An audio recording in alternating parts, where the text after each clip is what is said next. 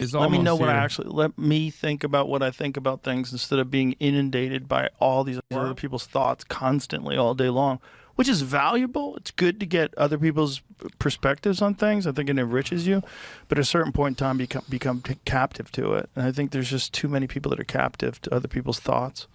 I think so too. That's why I'm so close-minded.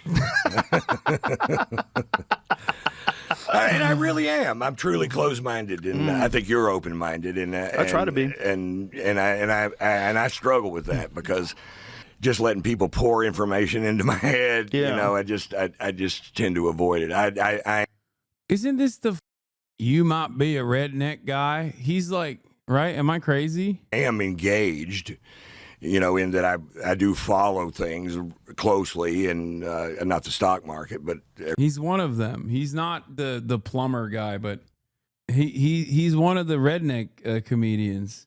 everything else. But you know, that's been a little bruiser. Don't follow the stock market right now. It's so Yep. baffling. It's so crazy. Like, what is going on? Like, the whole world is mad at us. Trump's playing golf, and in between swings, he's Right. on the phone with presidents of countries. We're Yeah. gonna need more money. Yeah, that's what somebody told me the other day. Like, is he playing checkers? Is he playing chess? He's playing golf. He's playing golf. That's Like, what what he's does that doing. mean? Everybody wants to think there's some like grand plan to it. Well, they think the grand plan is, look, you know, we remember back when was it the 92 elections when Ross Perot was in? Mm-hmm. So when Ross Perot laid out what happened, do you remember during that debate where Ross Perot laid out what happened with the tariffs? So that like when we try to sell stuff over there, we get a high tariff. It's like a 35% tariff, but they don't get tariffs when it comes over here. It's not the same. It's not like, you know, you guys, there's a tax on everybody if you want to sell your goods to encourage people to buy American products. If you want to sell your products in America, Sure. we get a tax. That tax goes to the grid or whatever the hell they're fixing with it. Right. And Ross Perot was laying it out like this is how all the jobs went to Mexico. Because have you ever seen that, Jamie? It's see if you can find it. It's a great speech because Ross. When he talked about the giant sucking sound. Yes, Yeah. you actually mentioned that Right. earlier Yeah, in the that's podcast. what I was talking. Bro, in Ross Perot's time, what's really funny about people talking about that politicians were saying like 30 years ago, 40 years ago, is that the global trade scheme that we designed, the American government designed, was nowhere near as complex. Okay? Like that is, like he was right then, and so was Bernie Sanders, and so were all the trade protectionists. But the idea that like this is still applicable after those guys' voices were not heard and American capital did what it wanted to do, like the notion that like this is still the same dynamic here is so stupid. That's not how this works. About. Yes, that's Right. it. That's funny. Did you just see that recently or something? No, I just remember it. Oh boy, the Giants. He would have been a great president. but I voted for him. He had big ears, you know, and he didn't come He across was well also on an TV. independent. He was an independent, and nobody was voting for independent. By the way, they changed the whole way debates work after this because it used to be if you got 5% of the vote in the primary that you could be a part of the presidential debates, and that's not the case anymore. Or it was 5% in a poll. I forget what the number was that you had to reach, but it wasn't a high threshold, and then you could be a part of the debate. And they changed the out of that after this because Ross Perot tanked it. They thought HW was going to go for a second term. Right. And meanwhile, Ross Perot f***ed it up because a lot of people that would have voted for Bush voted for Ross, and the people that were already going to vote for Clinton voted for Clinton, and Clinton won. But play this, Jim. $13, $14 an hour for factory workers. And you can move your factory south of the border, pay $1 an hour for labor, hire a young 25. That's assuming you've been in business for a long time. You've got a mature workforce.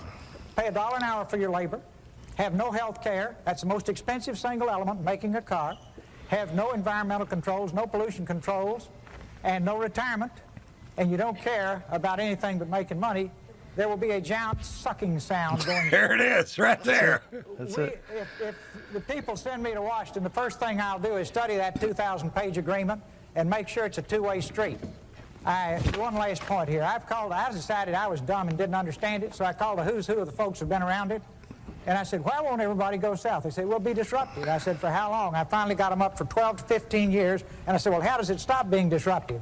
and that is when their jobs come up from $1 an hour to $6 an hour and ours go down to $6 an hour, then it's... Yeah, except guess what?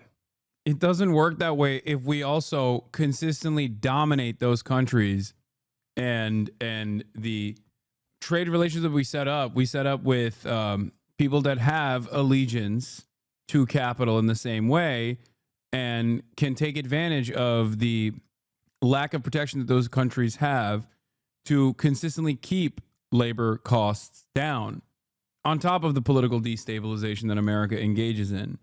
So then it's great. You never actually have to adjust prices at all. It's leveled again, but in the meantime, you've wrecked the country with these kinds of deals. Jesus Christ, He was what right. a smart man. He was right, and that's Yeah. exactly what happened. American manufacturing collapsed. Yeah, and they did it all for money, and they did it all because they were greedy. They were already rich. Right. And if we could have just gotten those ayahuasca, Jesus Christ, they'd have smoothed the out, man. they would have said, "Oh, okay. Yeah, let's be nice. Let's make America great again." I don't understand the trade war with Canada, because have you ever met a Canadian that had $35 in his pocket? No. They're all broke. They have $22. Really? And they'll buy you a beer. You know, I love They're all Canadians. broke? I've always, yeah, they're broke. They don't have any money up there. How come they don't have any money? Because it's socialism. You know, I think it's a great place. Don't you love Canada? I love it. Well, they have Yeah. socialized medicine, but it's not. It's a capitalist society. It is, but socialized medicine, and Yeah. it's expensive. So they. What percentage of the Canadians paying? What the This dude said something so stupid, even Joe Rogan had to correct him. I love when that happens. Taxes. So I don't know. Let's find that out. What's the Canadian tax rate? I know it's higher than Americans. I know mine's a bitch. And when you go over there, you have to pay taxes too. Like if you do a gig, Yeah, you have to pay taxes. yeah, you pay Canadian taxes on your and gig. you get paid in Canadian dollars. And I'm not going up there much for shows, Yeah. but you know, So here it is. Canada's top federal income tax rate is 33%, while the U.S. is 37%. right? However, when combining federal, provincial, state taxes, Canadians often face higher marginal rates across various income levels. That's interesting. That theirs is only 33%, ours is 37%. I thought ours was lower than theirs. I thought ours was 40. Well, it is when you get to a certain tax. Talk to anyone in Europe about how much taxes Americans do end up paying, okay, at every bracket, and they will look at you like you're the most insane person of all time, because Americans do pay a decent amount in taxes. But guess where that goes? Bombing Yemen.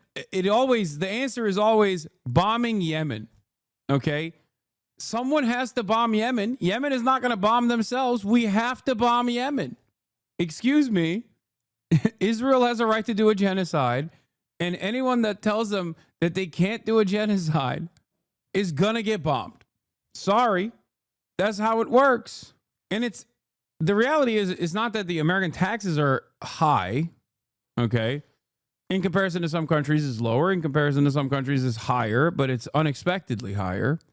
It's what we get in return.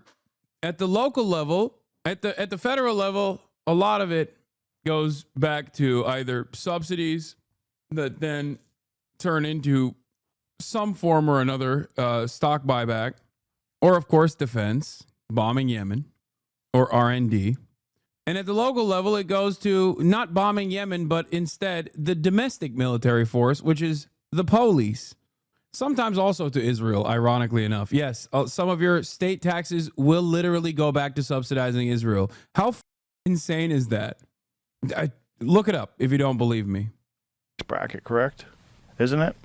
Ours changes when you get higher, right? Yeah, it does. 33% on the portion over $246,000. What's ours in terms of like the highest tax bracket? What's the highest U.S. Is it 37? That's what it is? What's really crazy to me is when people say the rich should pay more taxes. Okay, fine. But where do you think that's going? Where's that going? Where's the money going? Is the money going to the federal government? Do you think they're good at it? Do you think they're good at managing your money? Have you paid attention to all the shit Elon's covered. 37% is when you make over $609,000 a year. That's you. Yeah, well, that's Yeah, Elon Musk is saving. Elon Musk is saving. Currently, the American there's government.